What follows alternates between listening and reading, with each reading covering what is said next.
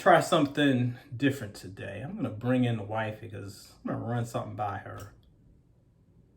Of course, I can't find her. There's only one way to summon a Beyonce fan. Beyonce, Beyonce, Beyonce. Did you say something about Beyonce? It never fails. Anyway, since I have your attention, I got a question for you. Okay. I'm going to get your expertise. So my followers, my Twitter feed, mostly hip hop Twitter, bunch of dudes, early 20s, maybe late 20s. If I were to ask you who they would think is the best rapper alive, who would you say? Kendrick Lamar, maybe? Good answer, but probably not the person I'm thinking for. So who else you got? Okay. Is Drake still considered a rapper these days? I can't ever tell. I can't tell considering whatever that last album was. I'm not sure he's even human. But no, we're not going to do Aubrey. Okay. What's the white boy with the curly hair that all y'all like? First of all, let's not say y'all, because I'm not one of them. Jack Harlow. Yeah, Jack Harlow. Jack Harlow. He is, to my generation that is annoyed by Drake, he is their generation's Drake. Overrated. He's alright. But definitely not him. No. Okay. So I give up. The person that I would name is their best rapper alive candidate, J. Cole. Okay, whatever. That's cool. That's my reaction too. Dude's nice, but yeah. I have no dog in this fight. Beyonce is my favorite rapper. Oh, lady, please. Ugh. How do I do the reverse of this to make people go away?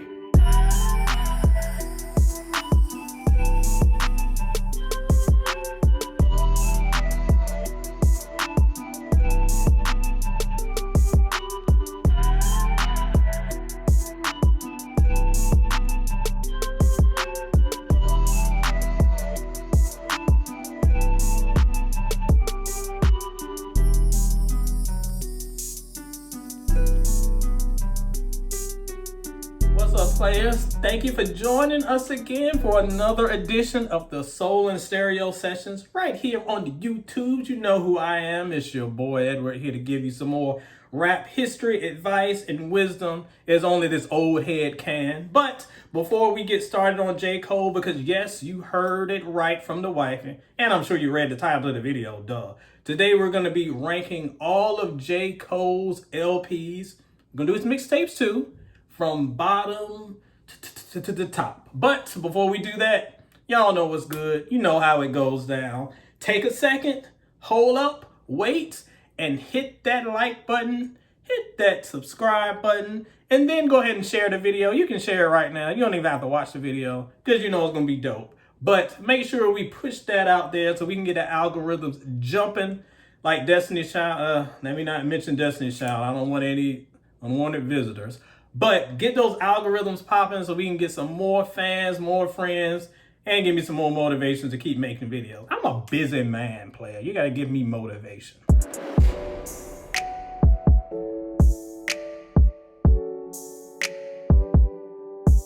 So again, like we said today, we're talking about the homie J. Cole, one of the best rappers out at the moment. But as a day one J. Cole fan, which I really am, hate aside, I know y'all think because I'm a little critical of my man that I'm not.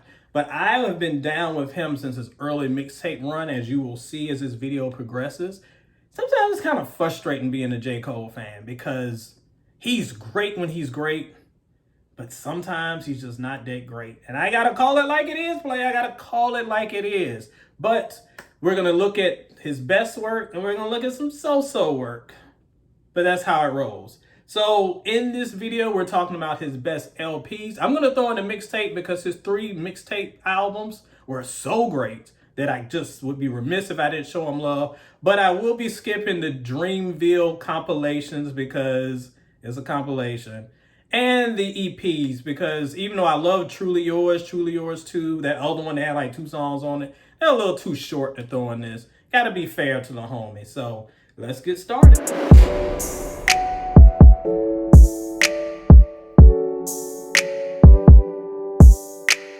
Coming in at number 9 is For Your Eyes Only. This one was met with a little bit of a tepid response when it first dropped, and I understand why. So going back to 2016 when this dropped, he had just dropped a blistering Kanye West freestyle. Kanye kind of deserved that butt whipping if you ask me. But he was just on fire. Cole was just so energetic and ready to just give a lot of energy. Then we got this album that was so when it comes to the energy level. It's a great concept album that talks about life and the black experience and fatherhood, and dude singing about folding clothes. And I wasn't mad at it because I love that he was talking about maturity and growing up. The problem is it's just so dull. It drags. And this is a problem that you will see in a lot of these albums that we'll talk about on this back half of the list. My man Drake, you gotta step the energy up, player. There's some good stuff here, but there's just so much stuff that drags and absolutely bores me to tears. This one's gotta come in at the bottom. Oh, no, my brother, you are missing what this thing is happening here. So you're listening with your ears. You should be listening with your eyes, That's why it's called For Your Eyes Only. He's trying to give you stories that you can see with your ears. You're not ready for that level of storytelling that J. Cole is bringing to. You just aren't intelligent enough to understand what he's bringing to the game. The intricacies of the similes and the Socrates philosophies performing on robberies, my brother. You missing out. Open your brain, brother. You not seeing the vision. That's why it's called For Your Eyes Only. The vision is here, my brother.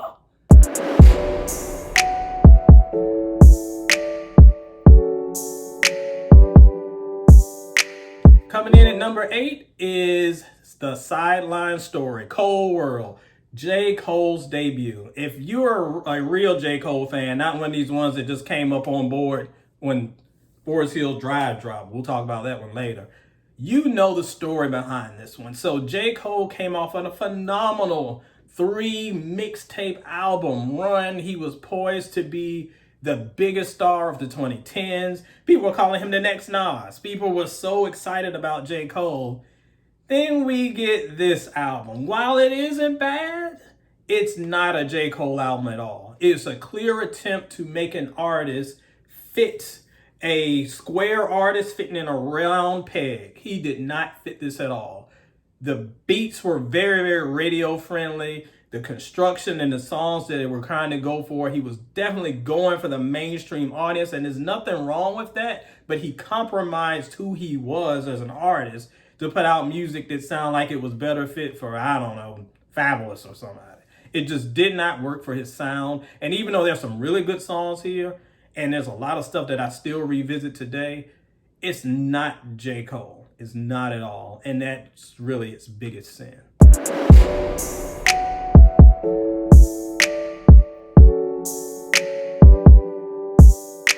Coming in at number 7 is K.O.D. And I'm going to be DOA when the stands come for me for this one.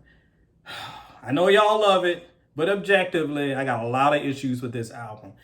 On its surface, it should have worked. This is a great concept album that talked about the impact of substance abuse that's going on, not just in hip hop, but with young people in general. That was a great concept to discuss. Problem is, it suffered from the exact same issues that held For Your Eyes Only back. Boring beats, horrible sour singing. It's just drag. So yes, there's some great songs, and the idea of the album, the idea of this concept album is very strong, but there's just so much stuff that's just fast forward and skip material. I just have to cut through half of it. When half of the album sounds strong and the other half I just zip by, that's not a solid piece of work. Good intentions that just went awry on this one. No, my brother, you are misunderstanding the genius of K.O.D. What he's saying is he's painting pictures. You over here looking at Polaroid photography. We painting pictures. This ain't Instagram. This is oil paintings. Look at the cover. Look at the cover. It's a painting. It's a painting. He's using reds and greens and blues. And all you're stuck on, you're looking for green M&Ms, my brother. You're not seeing the vision. That's why you don't understand it. It's a problem with your brain. It ain't a problem with J. Cole. The problem is with you. If you don't understand it, that is on you. The colors are being missing because those colors represent what we are going through as a people. J. Cole is a literal genius.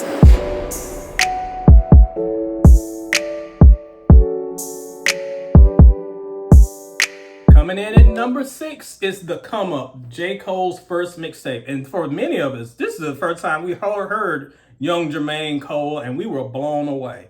This dude just comes out of the gate spitting. I mean, spitting. I loved it. And if you look back at it now, if you're a newer J. Cole fan and you're trying to do your J. Cole history and you listen to it, I can understand if you probably aren't feeling it. It feels very much like its era. And that was the blog era. My old heads, they'll remember that blog era with those chants and the Charles Hamilton. Who was the guy that, not Charles, what was the guy's name that thought he was Sonic the Hedgehog? You know what I'm talking about, that weird guy. So that era where we were getting all these blog rappers doing their thing, J. Cole was in the midst of that. And to me, he was heads and tails above everybody. I knew there was something special about him here, and that permeates here on this mixtape. Again, it's not something that has aged all the best, especially if you're coming into it with 2022 ears. But it was a phenomenal debut for an artist that I just knew had big things ahead.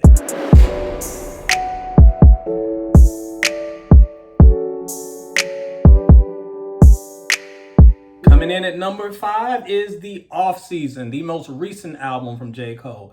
And honestly, this album came right on time. After a couple years of a couple shaky releases, as you've seen earlier in this list, I was starting to reconsider. The frustrating thing about J. Cole is he would absolutely murder any guest track he was on. If he's doing a little side project, if it's on a compilation, if it's on a mixtape, he's blowing it away. But then we get the albums and they just don't gel. This is the first album in recent memory that he really had the pieces in place. Is it his best work? Absolutely not. But it's much more consistent than a lot of his more recent albums. He's able to get his spitting on, and he can do his little sad man routine, and it's okay, and it works within the boundaries of the album. So even though it was some rocky roads in the late 2010s for him, he was able to reaffirm his status as, in my opinion, one of the best of his generation. This one was pretty good.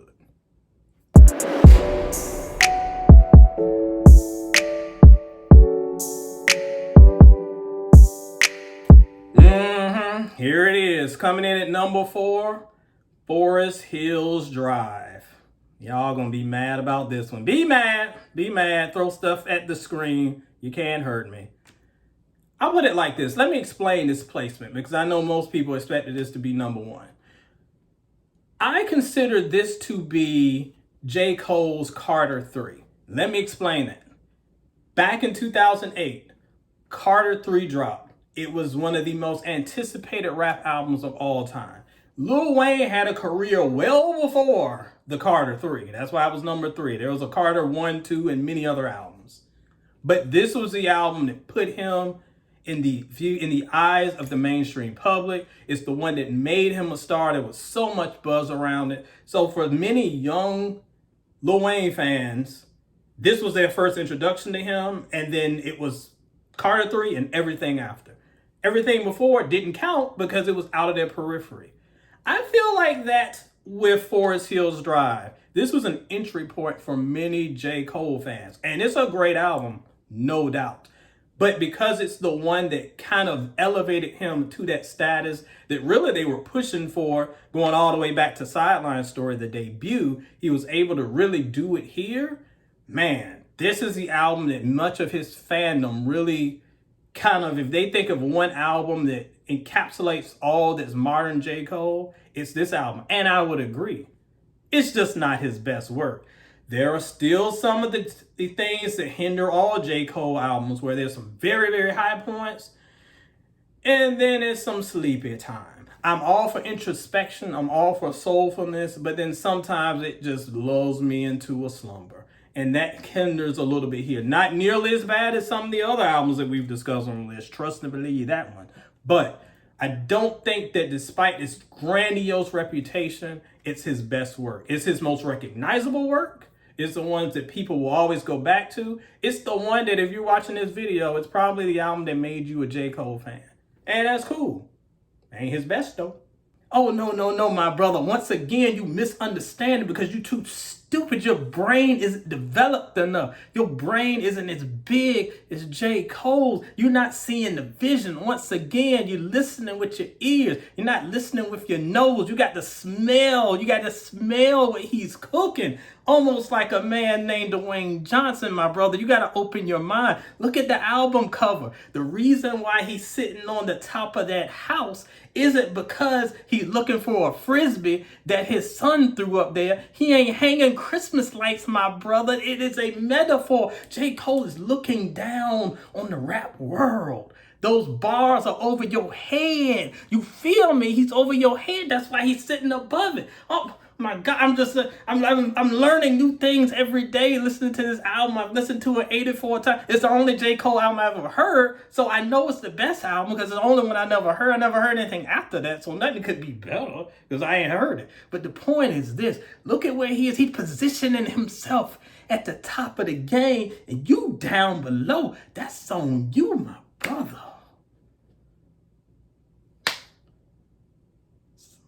That's a lot of ash, my brother. That's a lot of ashiness.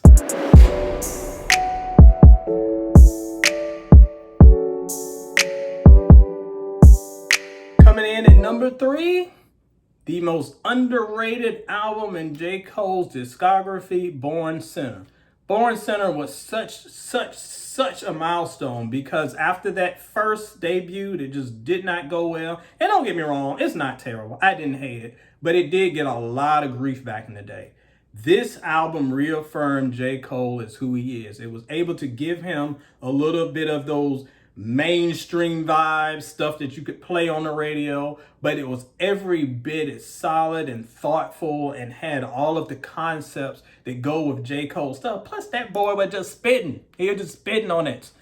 He was able to do all of that in one package. I really feel like as an artist, he started to find himself. He would go on to establish the J. Cole that you know and love today on Forest Hills Drive. But here, when it comes to consistency, both sonically and conceptually, I will give it the very slightest of edges over Forest Hills Drive. I feel like it just has the high points are slightly higher, the weak points are slightly narrower, and it gives him the credibility to be the artist that y'all love.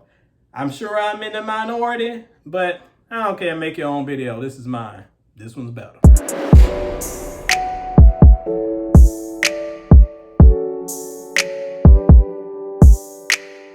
Coming in at number 2 is The Warm Up, J. Cole's second mixtape. Now, we talked about the come up, the first one, and for pretty much all intents and purposes, it felt like a mixtape. Like I said, it felt like a blog era release.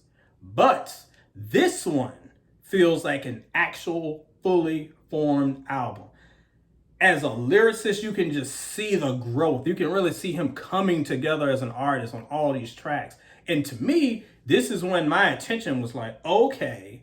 Whereas before, I was like, this dude is good. I see a lot of potential here. This is when it started to solidify. J. Cole was on another level when we got to this one. And as crazy as it is, it's still not even his best mixtape. We'll get to that in a second. Even though a few of the lesser songs get lost in the shuffle, that's why it can't get that top tier level. When it comes to J. Cole finding himself as a lyricist, as a storyteller, this is some elite work from our boy.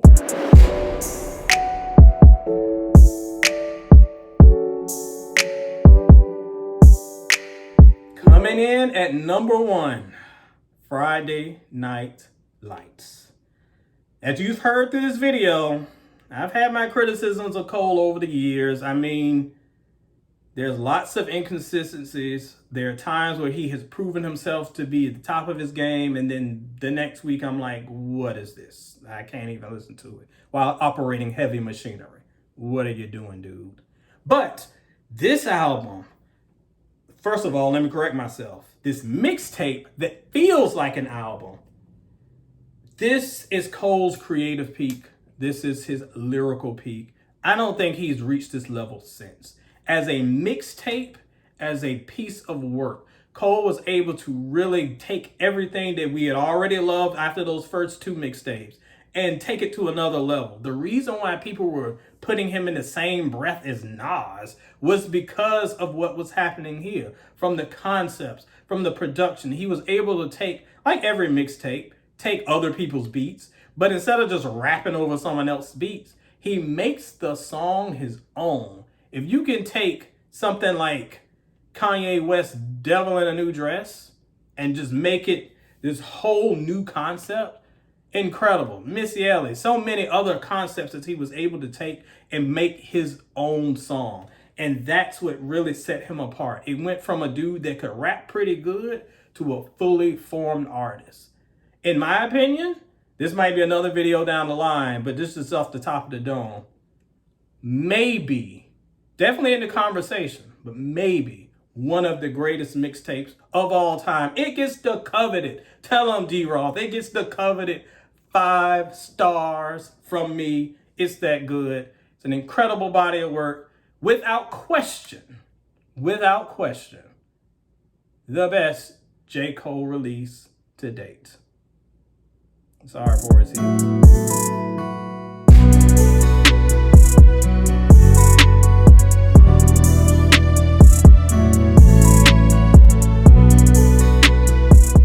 That's it.